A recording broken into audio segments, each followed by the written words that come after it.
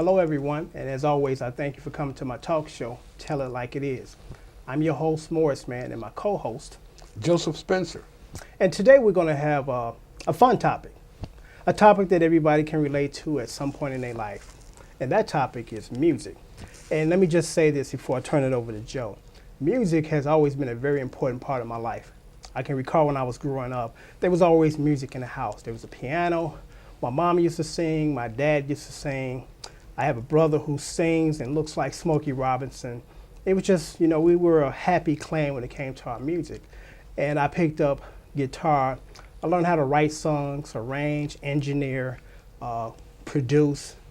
And music is something that basically takes you throughout your entire life as far as an enjoyment. You might have a moment in your life where you kind of stop. And I did that. I had a moment in my life that I had to stop, kind of reflect on my life. But later on, I picked up my guitar from up under my bed, dusted it off, and got back to playing. So, Joe, what are your thoughts on music, and what do you think? Well, my history in music, there was certain music in the household was considered the devil's music. Okay. And some music you had to go off and sneak and listen to. But I started my music thing is pretty eclectic. I started getting to jazz when I was a kid. Okay. Like you said, you're a musician. I'm not. I do sing a little bit. Well, I used to, like you said. Well, you're still considered a musician. Okay, well, no, I don't read, so. I didn't for a while neither. I mean, funny you mentioned that. The first 10 years of my life, I didn't know how to read music. And You can. And one day, it's like things happen for a reason. One day I went to a jazz club with a friend of mine, and there was a guitar player by the name of Phil Cease from Chicago. Hello, Phil. And he was actually supposed to be there that day. He was sitting in because their original guitar player in that band, he was somewhere else doing a gig. So Phil sat in with these guys, and he just blew me away. And I knew at that point, in order to get to that level of playing like Phil, which I think I'm not there yet, but I'm close, that I had to learn how to read music because your ear can only take you so far, And after seeing Phil that day, I signed up again diligently to learn how to read music because I went through the traditional way of learning how to play, but the way that they taught you back in that era, they deliberately tried to kind of keep you for 2 years. When you're supposed to read these songs out of the book that you would never learn or really never go out and learn to play, or should I say play, because I don't think there's a big demand for Mary Had a Little Lamb, But the reasoning supposedly was how you play it. true, or I'm playing in front of a bunch of kindergartens. Yeah. But the reasoning for that was, in order to play what you want to play off the radio, you got to learn this. That's absolutely false. I found that out a couple of years ago.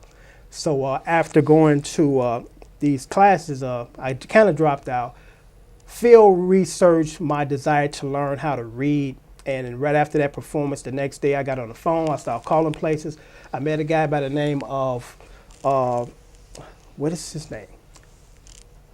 Michigan Avenue. But anyway, I'm sorry that I forgot his name. But I learned how to read through this guy. He taught me in less than one lesson how to cut to the chase and learn how to read. So I went back the next week to see Phil play again, and the other guy came back, the original member, guitar player. He was awful. So it's like things happen for a reason, because if I would have went the second time and seen the awful guy, I would have never really had that desire, urge to say, I need to go back and learn how to read when I seen Phil C play.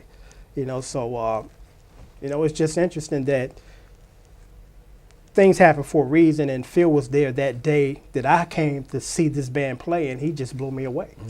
So that's when I decided to learn and try to stick to learn how to read music. And once I did, it's like I just kicked the door wide open. I started to buy sheet music and play everything like the record, chords that I couldn't figure out because of the way that the song was structured. I couldn't hear it in the mix. Because if I can hear it, I mean, if you can isolate the guitar parts or any other part, you might can be able to pull it off from A to Z. But sometimes, depending on the arrangement, you can't hear it, So it's good to know. Good to know. Reading music, I was busted out on a lot of studio jobs, like commercials and stuff. Yeah, and that's when you really need to know how to read because it's easy if you got a pretty good ear to play in the band because you can hear the songs off the radio and you try to emulate it. But like you said, when you have those kind of gigs, you don't know what they want from you. And then when you sit down, they give you the sheet music and say play. So I thought I was safe because I said once I hear the piano and the the bass and the lead guitar, I could just take it from there because I used to have a pretty good ear, like that. I hear a piece of music and I sing it. It's not like being able to see the notes on the piano or the guitar. You just sing it. But in the studio, the bass player might play by himself and. You know what I mean. Yeah. And the guitar player may play by and then you come in and put the vocals in. But you got to have that sheet music in front of you. yeah, I mean, Yeah. it's good to be able to.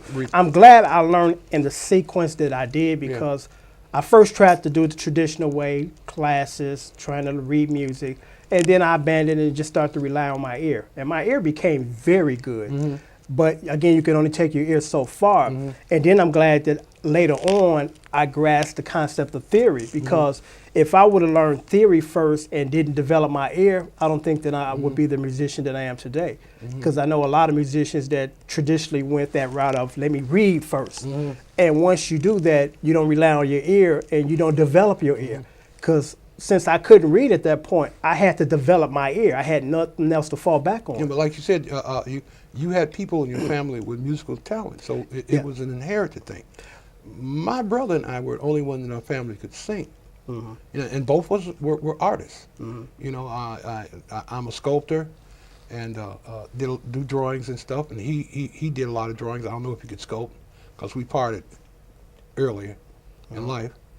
But he could sing. He could, he'd hear it and he could sing it.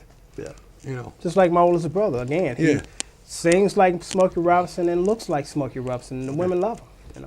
I bet they do. Yeah, I mean, that's one talent musically that I wish that I had, because I do sing a little bit as far as harmonies. Let's hear it. Back in, yeah, right. You run everybody out of the studio. Look at Tom frowning. But I do background because I have an ear for that and arrangements, but I wish that I could really sing well because, as you know, the singer is always the vocal point of the band. Front pieces. He's the front piece. You guys are the one to put everything together. Yeah, with the backdrop. And actually, I like being in the background. Yeah. I mean, every now and then, every blue moon, I wouldn't mind being up in the front for a moment to be featured, but I'm comfortable with my position within the band, instead of I'm the guy with the mic in my face, Don't want to be that guy because there's a lot of pressure on that guy. Yeah, because everybody focuses on that guy. Not us. Yeah, you got to be charming and be talented and be cute and all that crap. And when you mess up, everybody knows because they're looking at you. When we're in the background, we might hit a wrong note or two. Nobody notices it, provided that we keep playing and not looking, suspicious or suspect. And nobody go turn around and say, well, he wrote that shitty piece. They're not going to do that to you. Exactly. Because here is something interesting. When I was a teenager, my baseball coach said he went to go see the Staple Singers. Okay. Papa Staples and the Staple Singers. And he said the lead singer, I forgot her name. She's done some stuff with Prince lately. And she was singing and she was singing. She had low cut, sequence dress on, and she was bending down, and one of her breasts fell out. And still terrified to run off the stage, she put that breast back in and kept singing. And when you do that, it takes the attention off of what just happened. Because people react based on your reaction. She could have freaked out like, "Oh my goodness," and run off the stage. Yeah, well, that was staged. Nowadays these people, it's like, let's put this in, and it happened, but it was an accident. Yeah, right. But who would you say is your all-time favorite artist or band? Jimi Hendrix. Okay, and jazz. Why? What puts Jimmy on the top? What put Jimmy on the top is because he was totally original, and he took back the black people's place in rock and roll. He let people know that rock and roll is black music.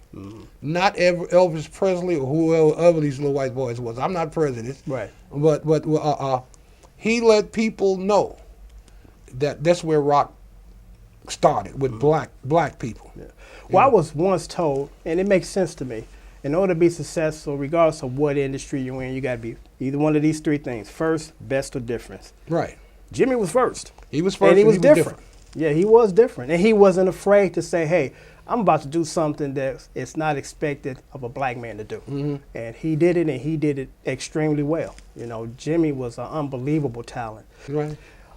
a lot of people, you know, the younger generation, and this is nothing bad against Prince. I mean, we all do this as musicians. We observe, and when we observe someone, we become excited about doing what they do, and Right. we emulate it.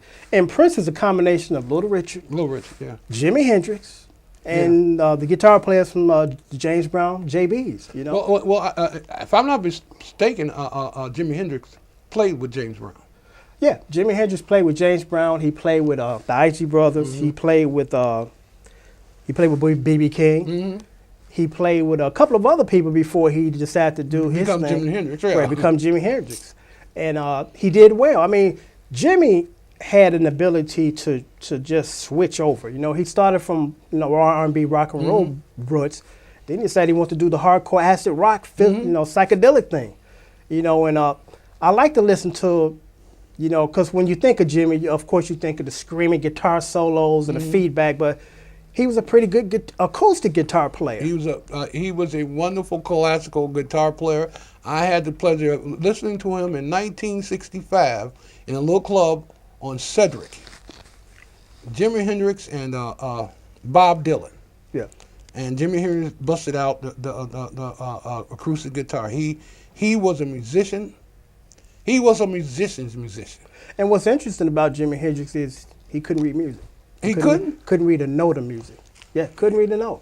And I find that to be extraordinary as It a is guitar extraordinary. player. It is. Because, To listen to a piece and then play it. yeah. Note for note. Yeah, because I'm more or less a rhythm guitar player. Mm-hmm. I do my lead solos when it's asked of me in the band, but I'm more or less a rhythm guitar player.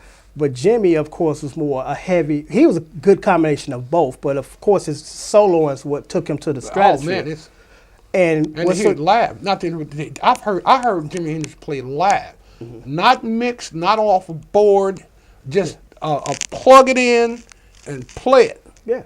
And what's interesting is as a lead guitar player is you have to know your scales and know what key you're in. Right. Because it was so easy when I didn't know how to read music. I would always fall out of key when I'm doing my solos. You know, I'm trying to memorize a little spot on the fretboard where I'm going to stay safe. You know, I'm not going to go no further than this, because if I go up here, I'm going to get lost and be hitting wrong notes. I think that's why he did a lot of them riffs. You go off on the riff.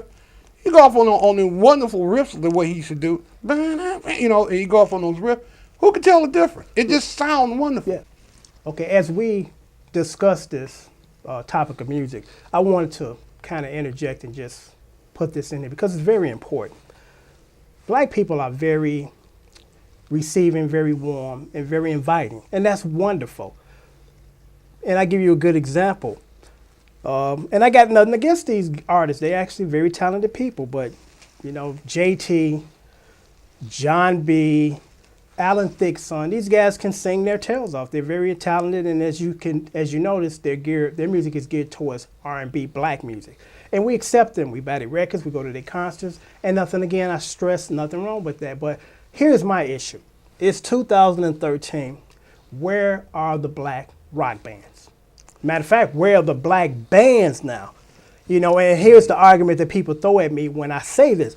Well, black people don't want to do rock. That's nonsense. There are a lot of talented black bands out there, but they're not getting record contracts. You know, we can't get a piece of their money. And here it is, 2013. But, you know, the Eminems can come on board and do our music and make millions, but we can't do rock. Prince opened up for the Rolling Stones in the late 70s. They threw rocks at him. And as you know, Prince can rock with the best of them. Yeah. And what most of us didn't realize, the majority of Prince's early albums, he had at least one rock song on each of them. The first album, Just For You, he had Just As Long As We're Together. The second one, I guess it was a self-entitled one where he was on the riding on the horse naked, Bambi, which is one of the funkiest rock tunes or the rockiest rock tunes I've ever heard. And that was the best guitar solo to me personally that I've ever heard him do. And I tried to emulate it on YouTube, and I did a pretty decent job. But, you know, what are your thoughts on that? I mean, well, R&B is like the white folks in the 1860s, the plantation owners. You understand what I'm saying? Mm-hmm. So the masses don't want to give up its power. And we should demand it. Right. It's like we just accept stuff. And it's like, you know, I'm not accepting that. And I've met black women that didn't mention some R&B singers. I've never heard of them. What are you black? Well, obviously I am. Well, I like rock and roll, jazz, and classical music. Right. I like all types. I You know, mean, I'm not too much into R&B. When I was a kid, well, I would- find good in every form of music. Well, I mean, yeah, well- but I do lean more towards certain musics than others. yeah. But you know, it's just sad that here it is, 2013. There are no black rock bands, R&B, rock. Rock, You know, yeah. the early stages Yeah. of rock. Little Richard. You know, he's screaming and people not listening that they stole from me, and they stole from him. Yeah, they stole it from. He yeah. said that when the Beatles came to the United States, they were his shadow. They were looking for him. And yeah. shortly after them hanging out with Little Richard, they started that hitting that high note. Yeah. Woo, and they weren't doing that until they met Little Richard and studied him. It was like American Idol. And these young people, well, I'm going to sing a song by so and so, some little rock, famous little people now of their era. And it was music from the 60s or the 50s. And they saying this musician that was born 20 years ago, this is the music that they wrote. I'm going, no, that's not so and so. This music was sung by so and so. You understand what I'm saying? Well, we got to address that because what Joe is talking about is sampling. And one of my very first YouTube videos was I did a tutorial on how to play Footsteps in the Dark because that's why I initially started initially doing that. You know, that was my purpose on YouTube, was to bridge the gap of where are the black guys that are going to teach the young black guys how to play these kind of songs, because it's hard to find sheet music for this music. So that's where I came in and said I'm going to, give my contribution. Man, I forgot about sheet music. And I had a guy give a comment, because I've gotten a lot of good positive comments, nothing but positive comments on that video. And one guy said, I'm really surprised you didn't make a Ice Cube reference. I'm like, why? Ice Cube didn't write this. Ice Cube stole it. Yeah. There's a difference between I sit down with 3 other guys and write an original composition versus I come along after they done it and steal a little piece of it and put it in my song and call it my song. No, that's not your song. That's the original, the people that composed it. Right, the people composed it. And we went back and forth with this conversation. I was like, look, sir, no disrespect. This is about the Isley Brothers and how to play their song. This ain't got nothing to do with Ice Cube. So we're done here with this conversation. There's some people that honestly believe that they made stuff when they stole it. Right. I give you another quick example and then I'll let you take it. Coolio, the rapper with the wild hair. Yeah. He stole, or should I say, he used Stevie Wonder's Paradise. How could he get away with that? Paradise. Oh. And well, sometimes they just straight out take it and hope they don't get sued, and sometimes they go through the normal channels of getting the license and rights. So, Fool's Paradise, I believe, is the original Stevie Wonder song. He used that in his song, Gangsta's Paradise. Then Weird Al Yankovic came around and did a parody of it, Amish Paradise. And Coolio got upset. He's like, you stealing my song? I'm like, no one's stealing your song because it's not your song. You stole it first. So it's amazing that people believe that they are the original creators of the stuff they stole. They crazy. Here is my thing, and I use Ice Cube as an example. When Ice Cube used that song, he was already at that point a certified millionaire. Yeah. He was a rich guy. Here is my thing. Instead of stealing someone else's song or pieces of it, you are a rich man. Why don't you go pay a young struggling musician and buy his original music and not steal someone else's and actually help someone else get their start and still stealing established music? That's different when you a guy living in the basement and you trying to get your break. Yeah, you might snippet some old James Brown grooves, but when you are a millionaire and you're doing this, that money that actually you're not paying these people until they sue you or you buy the rights. Most of them don't buy the rights. No. They just wish or hope they don't get sued. I can't understand how little your ego got to be to steal some music that you know is 25 or 30 years old. Well, anybody gonna know? They're old. Where's your ego to be a musician? I guess most of these people are not musicians because everything they do on the board. Right. Well, it's funny you mentioned that because initially it started off with these guys just literally stealing bars of music. Yeah. And when you hear their song, you can tell what song Yeah. is stole. Then they start getting sued. Then they started calling themselves being slick. We're going to take snippets of these little bits of songs and find the more obscure or the most obscure record that most people ain't heard and use that. They've hired people and got software, music software, that they can detect and determine where that song came from. You know, so as slick as these other guys try to get, the industry is trying to be a little more slicker. Okay, well, this will conclude this topic and this episode of Tell It Like It Is.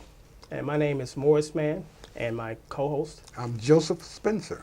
And until next time, keep thinking.